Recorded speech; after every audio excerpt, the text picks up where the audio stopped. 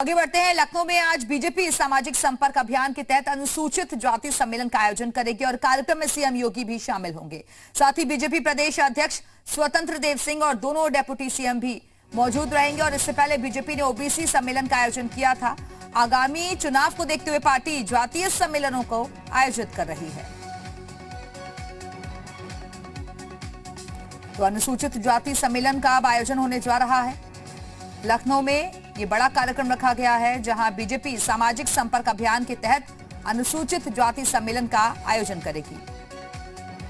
साथ ही साथ बीजेपी प्रदेश अध्यक्ष स्वतंत्र देव सिंह और दोनों डेप्यूटी सीएम भी इस दौरान मौजूद रहेंगे। और इससे पहले आपको याद होगा कि बीजेपी ने ओबीसी सम्मेलन के लिए भी आयोजन किया था।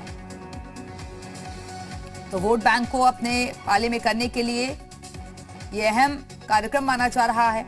जातीय सम्मेलनों के सहारे अब जीत की तरफ आगे बढ़ने की कोशिशें की जा रही है और हर वो दांव आजमाए जा रहे हैं जिसके जरिए पार्टी दोबारा से सत्ता में वापसी कर सके।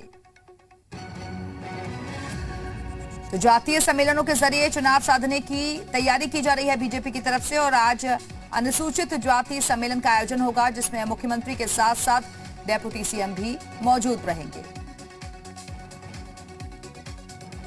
और इसी खबर पर और ज्यादा बातचीत के लिए सीधे रुख करेंगे अपने सहयोगी का। लखनऊ से इस वक्त विशाल रघुवंशी हमारे साथ जुड़ गए हैं। विशाल, कितने बजे एक कार्यक्रम होगा, क्योंकि जातियों के जरिए ही समीकरणों को साधने की कोशिश की जा रही है और अब बारी है अनुसूचित जाति की।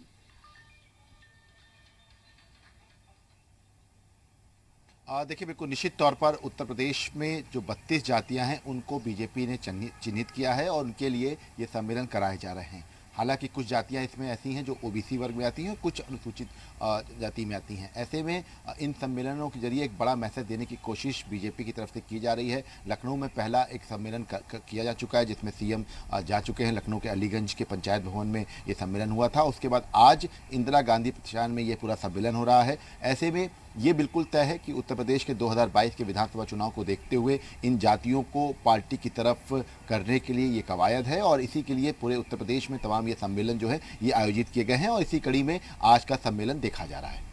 बिल्कुल विशाल, देखिए इससे पहले भी ओबीसी कार्यक्रम आयोजित किया गया था और उस दौरान भी मैसेज देने की कोशिश की गई थी, क्योंकि एक बड़ा वोट बैंक था जिसने 2017 में भी बीजेपी की मदद की थी और इसी वजह से शायद हर वोट बैंक को साधने की कोशिश की जा रही है। हालांकि इस तरीके के आयोजन पर विपक्ष के निशाने पर आ जाएंगे बीजेपी।